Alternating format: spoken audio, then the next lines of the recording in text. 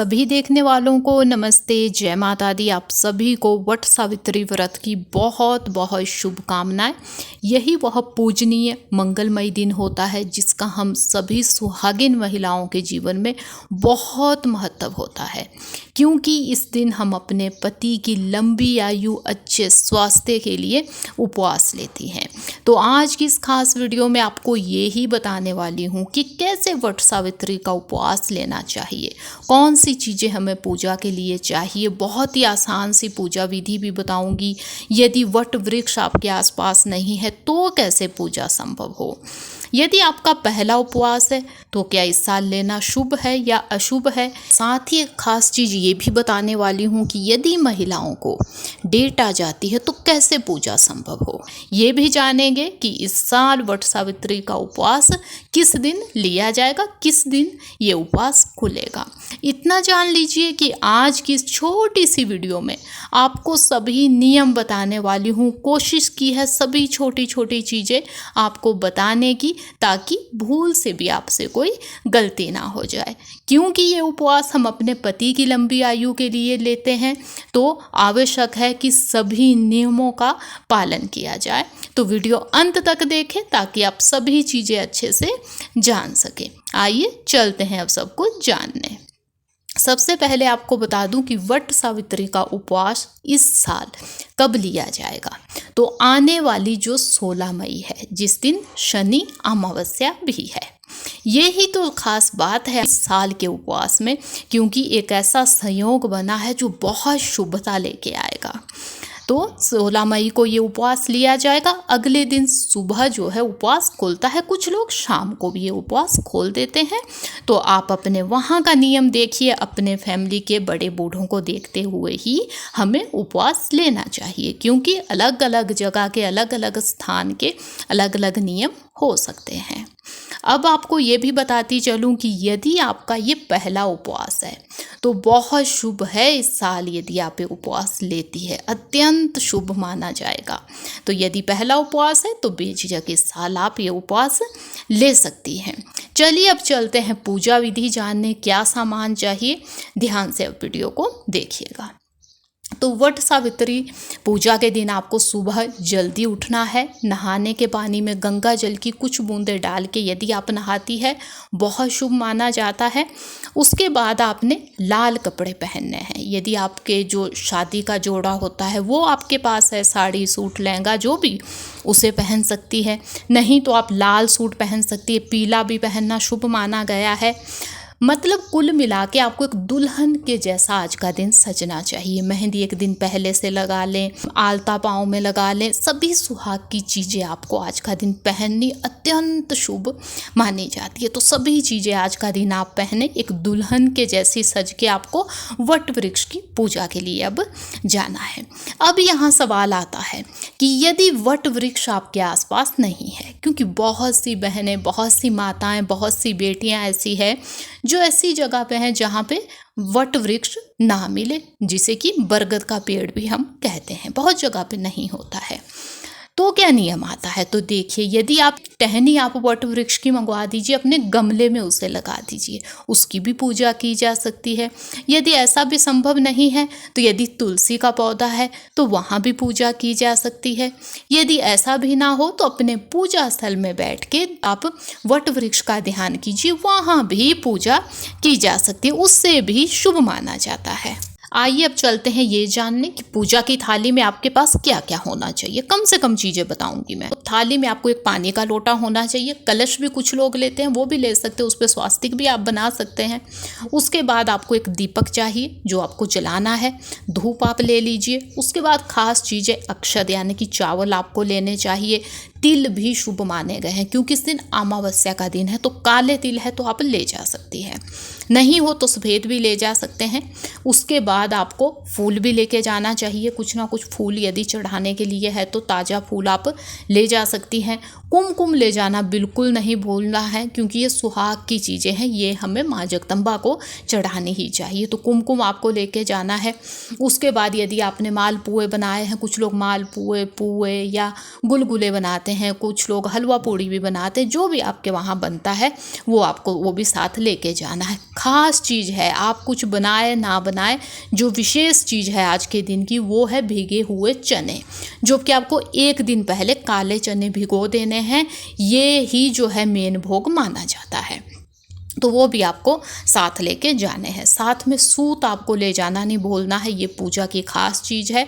तो कच्चा सूत आप ले जाए, चाहे पीला ले जाए, पीला गुलाबी भी आता है, या सफ़ेद सूत भी आप ले सकते हैं। मौली भी ले जाना शुभ माना गया है। बताऊंगी आगे कहाँ इन चीज़ों का यूज़ होगा, ये चीज़ें लेकिन आपको लेनी चाहिए साथ में। उसके बाद आपको जो खास चीज़ लेनी है वो है सुहागी। अब आप छोटे पैमाने पर सुहागी ले, बड़ी ले, जैसी भी आप ले, लेकिन सुहागी लेना बहुत आवश्यक है, क्योंकि इसका सुहाग हमें माँ जगदम्बा से लेना होता है। तो सुहागी भी आपको लेके जानी है। सुहागी बाद में किसको देनी है वो भी आगे वीडियो में पता चलने वाला है। तो सुहागी भी आपने एक ले ली। अब एक खास चीज़ है, वो है पंखा। यदि बांस का बना हुआ पंखा हो जो हाथ से हम चलाते हैं ना, वो लेना बहुत शुभ माना गया है। यदि बांस का बना है तो अत्यंत शुभ है, नहीं बाकी किसी चीज़ का बना हो तो पंखा भी आप ले सकते हैं। यहाँ तक कि आप गत्ते से खुद भी पंखा बना के ले जा सकती हैं। उसके बाद आपको जो चीज़ लेनी है वो है अपने पति के लिए कुछ कपड़े यहाँ पे ले ले। पैंट कमीज ले सकते हैं, केवल एक टी शर्ट ले सकते हैं, उनको जैसी चीज़ पसंद है वो भी आपको साथ लेके जानी है पूजा के लिए। इसके साथ ही आपको मौसमी फल भी ले जाना चाहिए। आजकल जैसे आम होता है या बाकी मौसमी फल है वो आपकी थाली में होने ही चाहिए, इससे शुभ माना जाता है। साथ ही यदि आपके पास माँ जगदम्बा की कोई फ़ोटो कैलेंडर है, गणपति के कोई फ़ोटो कैलेंडर है, या ब्रह्मा विष्णु महेश का कोई फ़ोटो कैलेंडर है, वो आप ले जा सकते हैं। माँ सावित्री सत्यवान का कोई आपको फ़ोटो कैलेंडर मिल सके वो भी ले जा सकते हैं। लेकिन यदि ये चीज़ें ना मिले तो आप क्या कीजिएगा, चावल का जो आटा है उसमें हल्की सी हल्दी, पानी, गंगा जल मिला के पेस्ट उसका बना लीजिएगा। बताऊंगी ये आगे कहाँ पे यूज़ होने वाला है।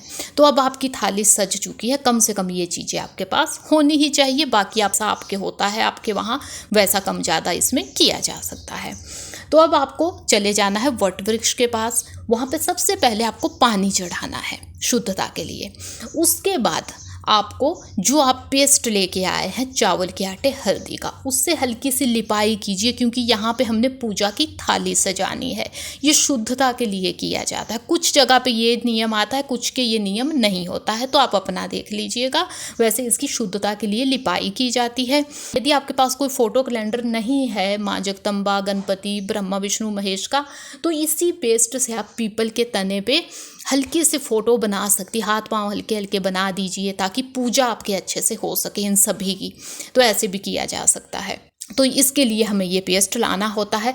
अब देखिए पूजा विधि क्या। थाली को आप सजा दीजिए जहाँ हमने लिपाई की थी। सबसे पहले आपको तिलक लगाना है, वट वृक्ष के तिलक लगा दीजिए। या यदि आप टहनी लेके आए हैं, जैसे मैं पहले बता चुकी हूँ, पीपल की टहनी गमले में है, वहाँ भी ऐसी पूजा होगी। माँ तुलसी की भी ऐसे ही पूजा होगी। या यदि पूजा स्थल पे आपने पूजा की है तो मन ही मन ऐसे ही पूजा की जा सकती है। जो टीका है वो आप माँ जगदम्बा या गणपति को, आप ब्रह्मा विष्णु महेश में से किसी भी एक को या सबको भी इन्हें तिलक लगा सकती हैं। विधि ये ही होगी। तो आपने तिलक लगा दिया। दीपक आप अब जला दीजिए, धूप जला दीजिए, जो आप अक्षत लाए हैं वो भी चढ़ा दीजिए वट वृक्ष के तने में। उसके बाद जो आप फूल लाए हैं वो भी चढ़ा दीजिए। जो भी मौसमी फल लाए हैं उसे भी यहीं पे चढ़ा दीजिएगा। चने लाए हैं भिगो के, वो सबसे शुभ है, उन्हें भी चढ़ा दीजिए। उसके बाद जो मालपुआ, जो भी भोग आपने बनाया है वो भी चढ़ा दीजिए। कुमकुम भी चढ़ा दीजिए। जो आप सुहागी लाए हैं वो भी यहाँ अपने माँ जगदम्बा का ध्यान कीजिए, माँ जगदम्बा को ये चढ़ा दीजिए। खंड सौभाग्य का आशीष आप मांग लीजिए। यहाँ पे जो भी चीज़ें आप चढ़ाए, साथ में ये के पति कामना कीजिए सुख शांति के लिए, उनकी लंबी आयु के लिए, उनके अच्छे स्वास्थ्य के लिए।